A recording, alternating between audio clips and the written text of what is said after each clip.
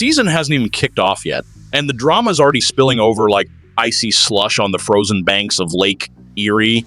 The Cleveland Browns, a team that stumbled to a dismal 3-14 finish last year, now face one of the NFL's most unforgiving schedules. But the real storm brewing isn't just about the possibility of another brutal losing streak.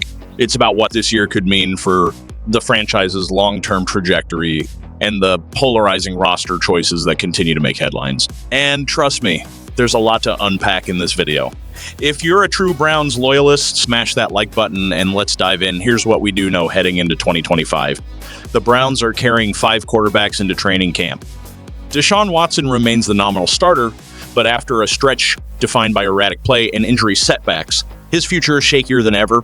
Behind him, you've got aging gunslinger Joe Flacco, inconsistent former Steeler Kenny Pickett, and 2 rookies, Dylan Gabriel and Shedeur Sanders. Sanders, in particular, may just hold the keys to Cleveland's future salvation.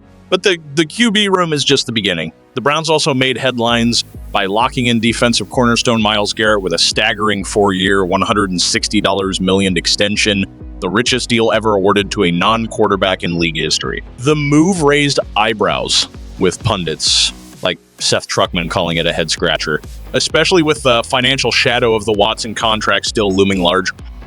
Critics argue that throwing $40 million per year at a defensive end could cripple any attempt at a meaningful rebuild.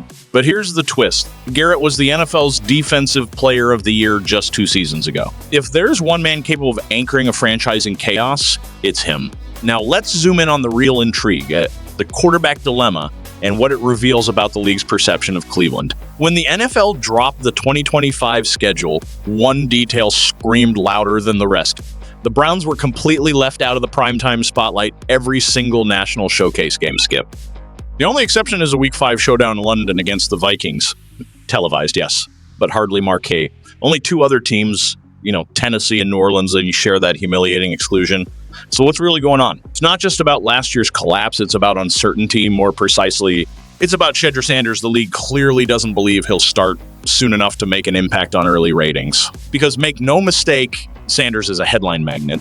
He energizes the fan base. He sells jerseys. He generates buzz. If the NFL had faith he'd be under center by week 1, Cleveland would have been handed a Thursday night slot without question. But they weren't. Which begs the question, what if the league is wrong? Sources inside the building suggest the leash on Watson is extremely short. If he struggles or suffers another setback, don't be surprised if the Browns shift gears and go all in on Sanders. This franchise doesn't just need wins. It needs relevance, energy, and a reason for hope. And if Sanders delivers even a spark, Cleveland could go from afterthought to national obsession fast. Now let's talk schedule. The Browns' 2025 gauntlet is brutal. They open at home against division rival Cincinnati, Baltimore, Green Bay, and Detroit. In Week 5, they fly across the Atlantic to face the Vikings, a game odds makers surprisingly favor Cleveland in, thanks to the unpredictable nature of international matchups. But it doesn't get easier. They return to face Pittsburgh, travel to New England, and host the high-powered Dolphins, all projected losses.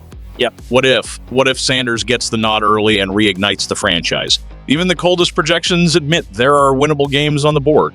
Cincinnati in Week 1, Minnesota in Week 5, Las Vegas in Week 12, Tennessee in Week 14, and Pittsburgh in Week 17. That's 5 victories, not playoff worthy, but enough to spark belief, enough to build momentum, enough to lay a foundation, especially if those wins come behind a new quarterback the city can finally rally behind. With Sanders under center, the transformation wouldn't just happen on the field. It would ignite far beyond it. If Shedeur becomes the guy, the Browns wouldn't just be playing football on Sundays. They'd be dominating headlines Monday through Saturday. Ratings would surge. National interest would skyrocket. And the NFL, the same league that completely snubbed Cleveland from primetime, would be scrambling to flex them into marquee matchups down the stretch. Because let's be clear, Shedeur isn't just a quarterback. He's a spectacle. He's already captivated the college football world. And now the NFL is starving to see what he can unleash on the biggest stage. Cleveland holds a golden ticket, and it's up to them to cash it in. What do you think, Dawg Pound? Is Shedeur start from day one, or do you stick with Watson until the wheels fall off? Sound off in the comments.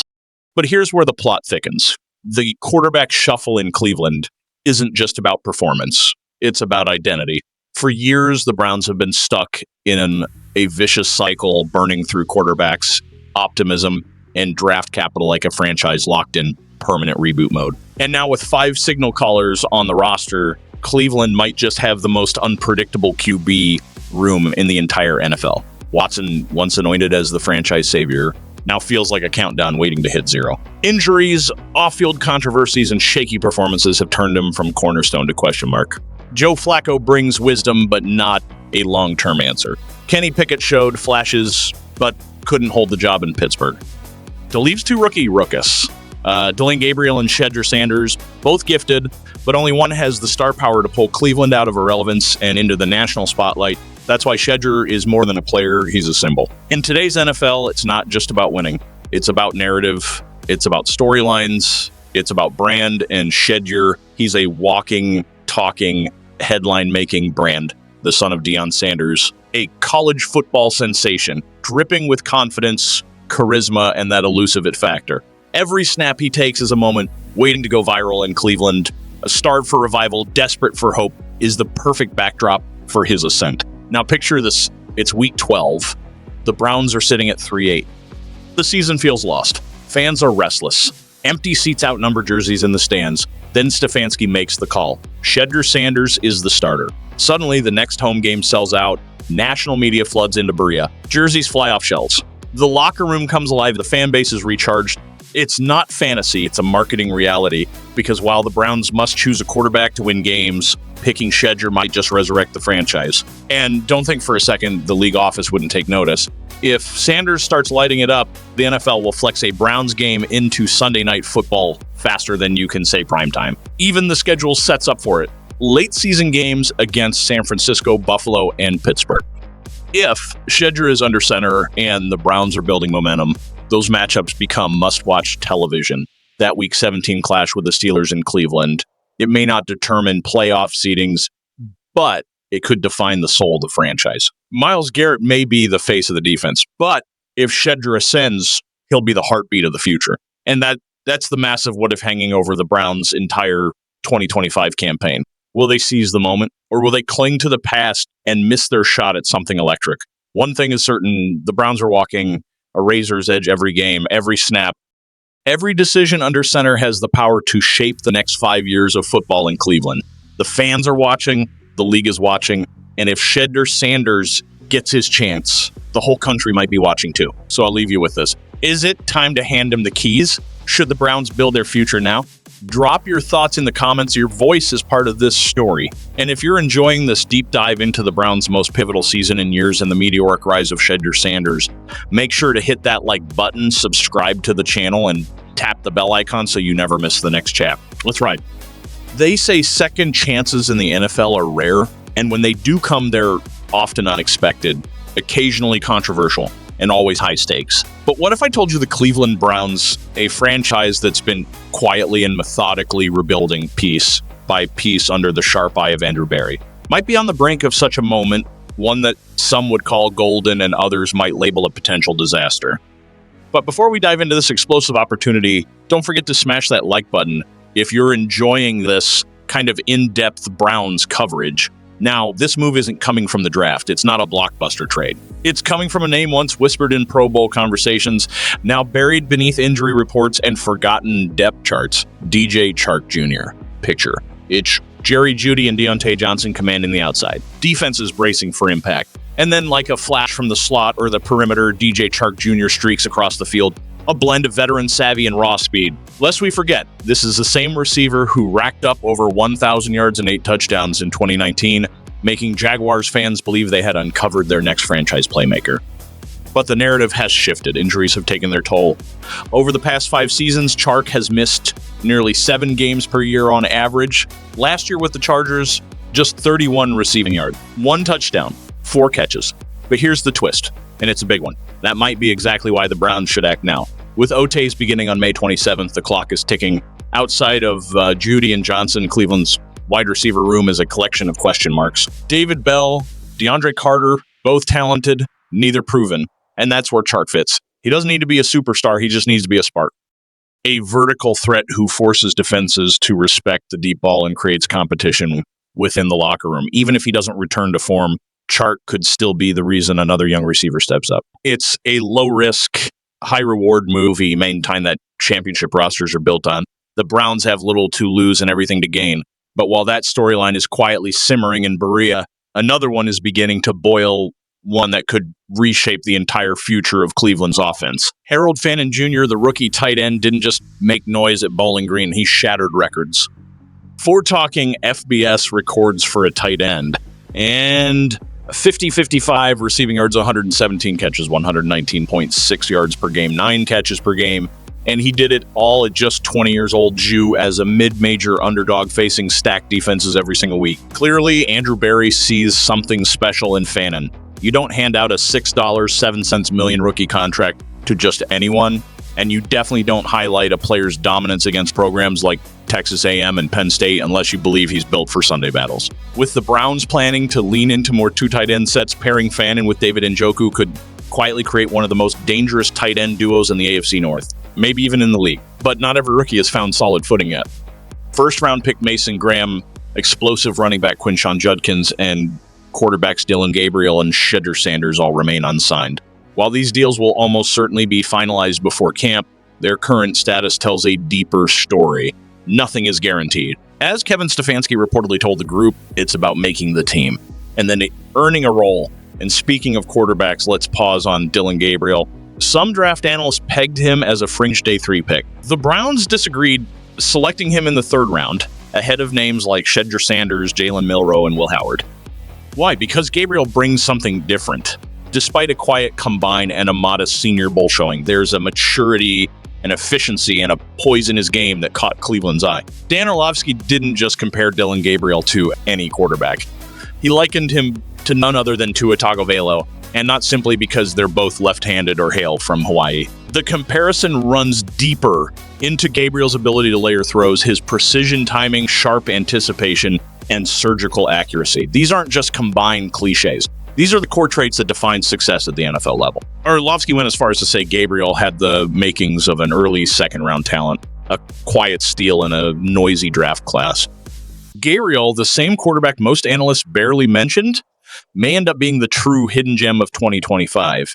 And beyond the stats, there's the intangible power of leadership. Across his collegiate journey, Gabriel was consistently praised for his resilience, poise, and locker room presence.